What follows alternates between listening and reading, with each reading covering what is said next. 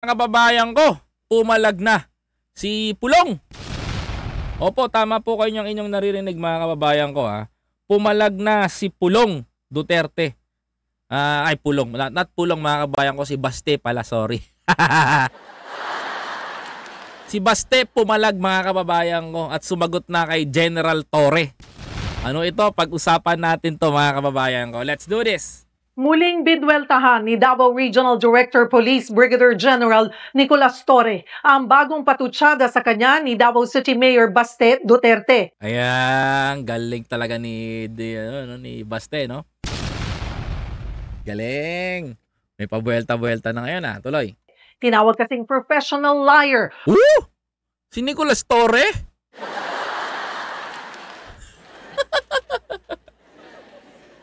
Professional liar na pala ngayon si General Torre. General Torre, oy! Didi! Balik ka na sa QC. Galit sa'yo yung mga taga Davao. Galit sa'yo yung mayor ng Davao. Alam mo na gagawin dyan. Yan. Si Didi yan. Didi kasi tawag namin dyan. Professional liar? Alam ko si lang yun si Morales. Diba? Tuloy. O sinungaling ng alkalde si Torre dahil ito sa pahayag nito na isa siyang professional na Uy, teka, haba ng uso.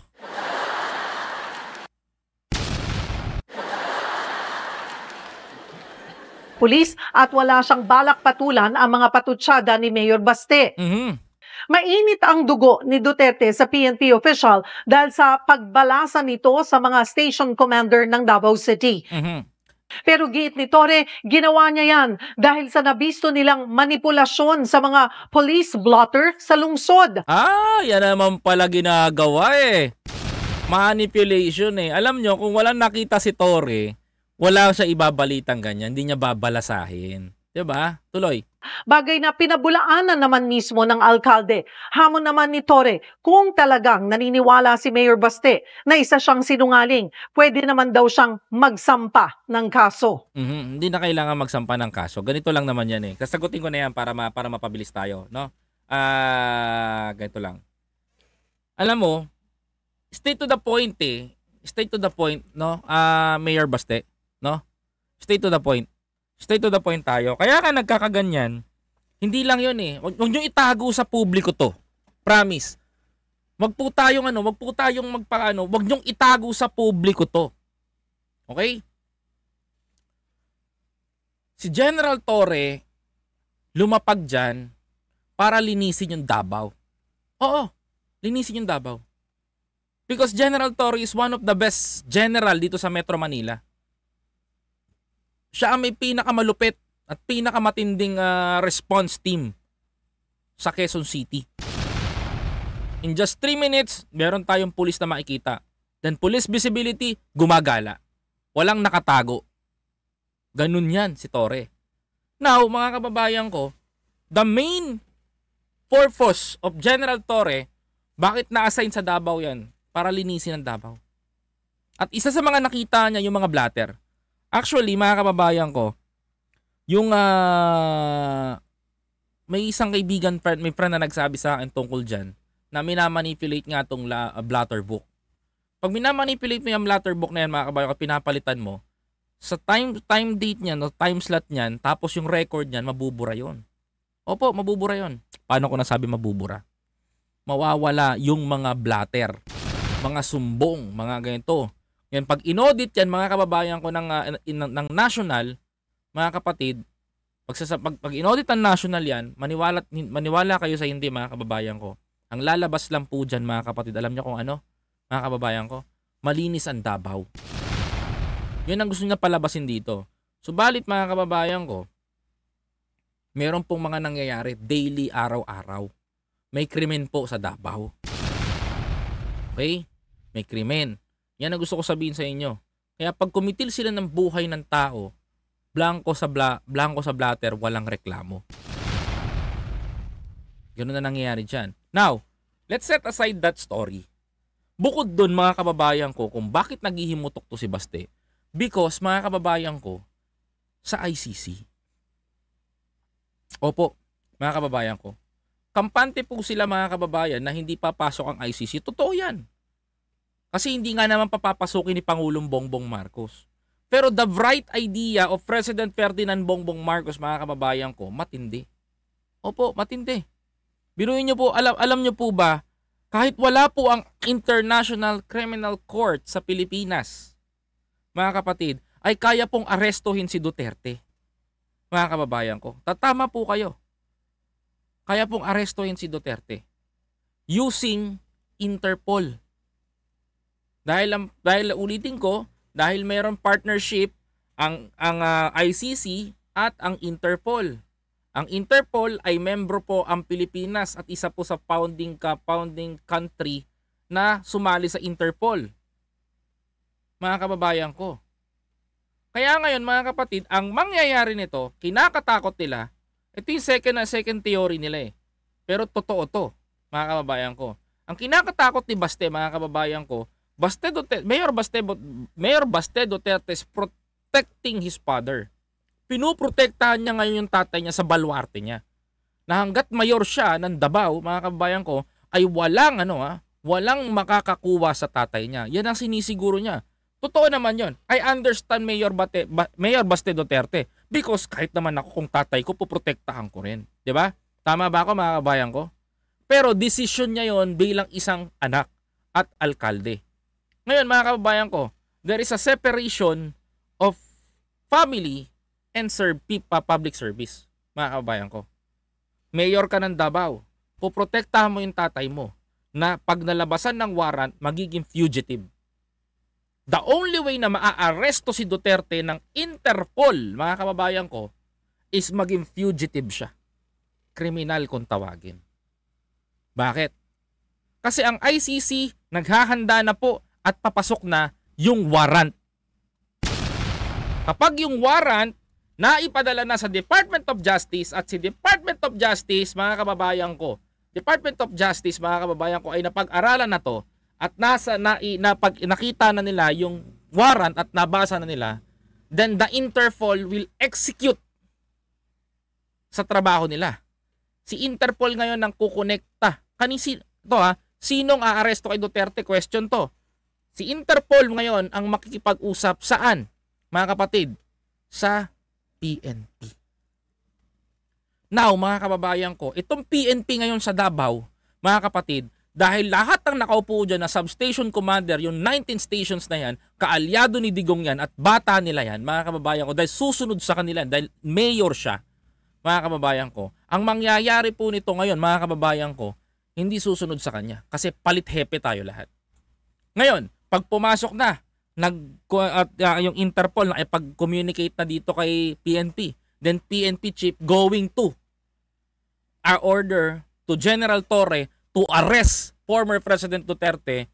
General Torre will execute ang pag-aresto kay Digong. Gulo yun. Totoo yan, mga kababayan ko. Hindi po Interpol lang mag-aaresto kay Duterte. PNP, Philippine National Police, ang talagang dadampot kay Digong. Diba? Mga kababayan ko, mga kapatid, ganun po ang mangyayari dun. Yan ang pinaka mangyayari at matinding mangyayari dun. Mga kababayan ko. Makulit to. Yan. Kanina ka pa plad ng plad eh. Dadalain kita. Diba?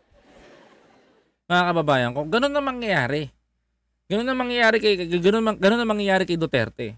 Dadamputin siya ng PNP and ang dadampot sa kanya, saka siya i-turn over ng PNP sa Interpol. Then si Interpol, dahil may partnership siya ni ICC, i-turn over sa ICC. Ang pinakamalala nito, mga kababayan ko, if that will happen, sad to say, the first Asian former president na makukulong sa dahig. Mga kababayan ko, yan ang mangyayari doon. Siya ang kauna-una ang Asyano na makukulong. Kung sakasakaling pumasok ang warrant ng ICC at ipatupad ng Interpol gamit ang lakas at puwersa ng PNP. Well, General Torre, well, General Torre is parang isang malaking tangke sa Davao. Imagine this. Imagine niyo 'to mga kabayan ko. Si General Torre, isang malaking tangke at may daladalang 10 batalyon ng pulis nakaharap, nakatutok sa tapat ng Davao City Hall. Ganun si General Torre kung ikahalim tulad natin. Matindi gagampanan nito kung sakali, mga kababayan ko, ang pag-aresto kay dating presidente. Medyo madugo to kasi hindi maiiwasang may manggulo. Mga kapatid, hindi maiiwasang may manggulo. Hindi maiiwasan na magkaroon ng commotion, hindi maiiwasan magkaroon ng injuries. Hopefully, sana walang bawian ng buhay. Sumuko na lang siya ng maayos kung sakasakaling ipatupad to. Pero, mga kababayan ko, like the President said, walang pananagutan si Pangulong Bongbong dito. For Inday Sara, tinupad naman ni Pangulong Bongbong Marcos yung sinabi niya. Hindi niya papapasukin ng ICC. Kasi wala namang ICC papasok. Pero mga kababayan ko, merong partnership si ICC sa Interpol. Then Interpol, mga kababayan ko, ang magpapatupad nito. Yun po ang mangyayari doon. Si Interpol ang magpapatupad nito para malaman ni Duterte, mga kababayan ko, na ito ang mangyayari. 'Di ba? Yan ang pinakamalupit at patindi po doon. Kaya think of it, mga kababayan ko. 'Di ba? Oh, ngayon, mapapaisip na si Pulong, si Duterte. Ay, ganito, ay ganyan, ay ganyan. Marami ng Pilipino nakakaalam nito, hindi lang ako. Mga kapatid.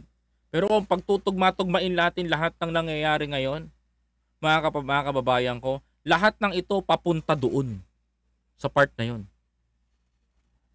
Sa totoo lang. Lahat ng ito papunta doon, lahat ng ito papunta sa process na yon. Lahat ng nangyayaring ito, lahat ng pupuntahan nito, nakatuon doon at doon babagsak lahat. Yung po ang nakakatakot doon. Yung po ang pinakamatindi doon.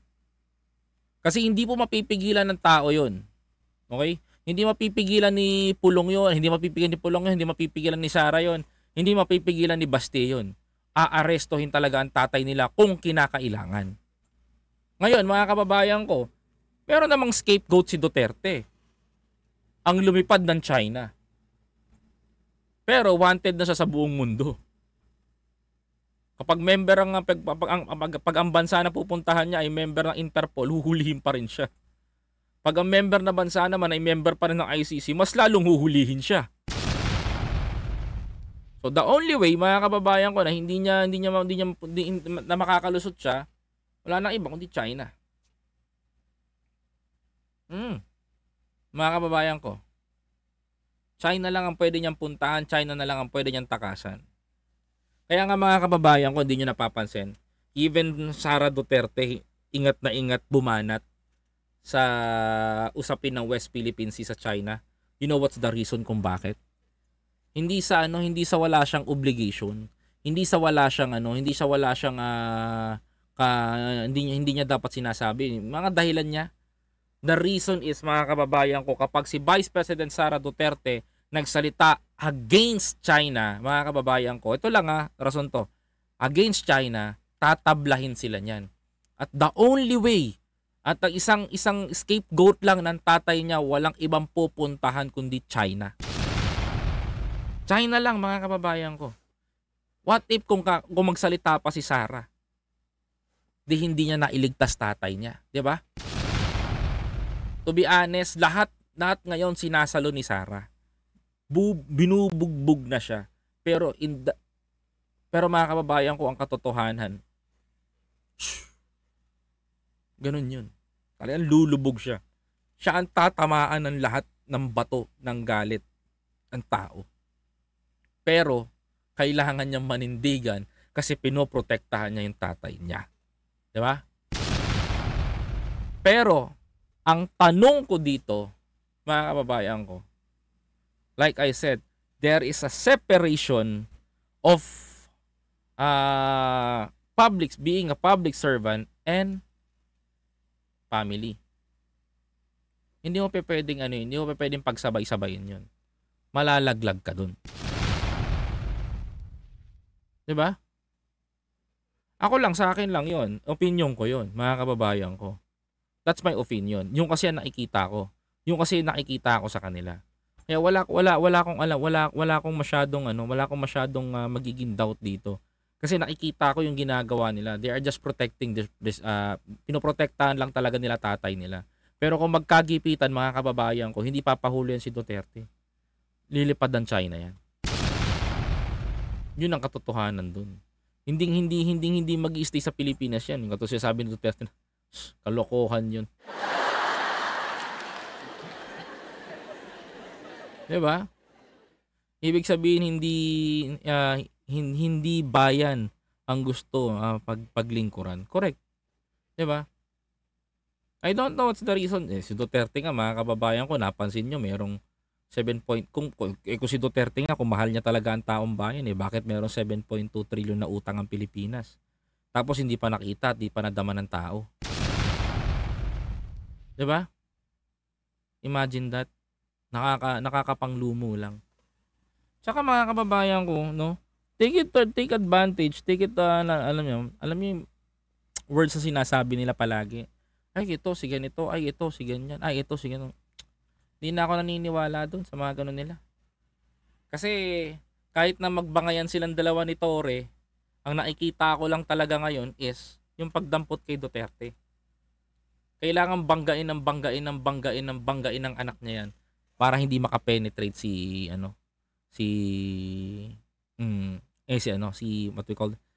Torre sa Davao. Para magmukha silang na, oy, subukan mo ang brasuin, babrasuin kita. Well, I know, Duterte is bully talaga yan. Mga kababayan ko. Bully talaga yan. Magaling mambully ang mga Duterte. Tignan natin kung uubra sila kay General Torre. Isa yung bully yan si General Torre. Magaling mambraso yan si General Torre, mga kababayan ko. Hindi basta-basta yan. Ito daw mga kababayan, hindi basta-basta yan si General Torre. Magaling din mambraso yan. Kaya magaling din mag-execute ng paghuli yan. Kaya yun yung nakakatakot dun. Diba? Yan ang pinaka maiintindihan nyo dito. Kaya yung batuhan nila ng putik ngayon, batuhan nila ng masasakit na salita, mga kababayan ko, bulihan yan. Kaya sanay na kami dyan. Well, ayaw pa kasi tanggapin ng mga DDS ang katotohanan na hindi nyo maitatago na anytime, mga kababayan ko, papasok ang ICC gamit ang warrant of arrest at ang magpapatupad ay PNP. Masakit sa inyo yun. Masakit din sa mga anak ni Duterte yun. No? Ganun ang pinakanaita ko, mga kababayan ko. Kaya po, kung titingnan natin, mas nasa dulong dila ako, pero hindi ko mabanggit yung mga words. Pag binanggit ko yung words, medyo foul ako eh. May tao pa rin naman ako kahit papaano. Diba? Kaya iniilagan ko yung mga salitang masasakit. Pero if diretsahan ko sabihin to, grabe guys. Hindi pa tapos mawawala si Duterte sa mundo, may kaso pa rin siya. Mawawala man si Duterte sa mundo, mga kababayan ko, kung magkataon, mga kapatid, mawawala man siya, tandaan nyo to, kriminal pa rin siya. Ang sakit nun, mga kababayan ko. Triple yun ng pinaranas kay President Ferdinand Marcos. Kung si Ferdinand Marcos dun sa kung si Ferdinand Marcos nga, mga kababayan ko, hindi namatay siya sa Hawaii, umuwi sa Pilipinas, mga kababayan ko, matagal na kuha yung hustisya para sa kanya. Pero dito kay Duterte, mga kababayan ko, kung magkataon na to ay lumalabasan ng warrant, mamamatay tong kriminal. Maniwala kayo sa akin. Hindi papahuli ng buhay yan, magtatago lang ng China yan. Promise.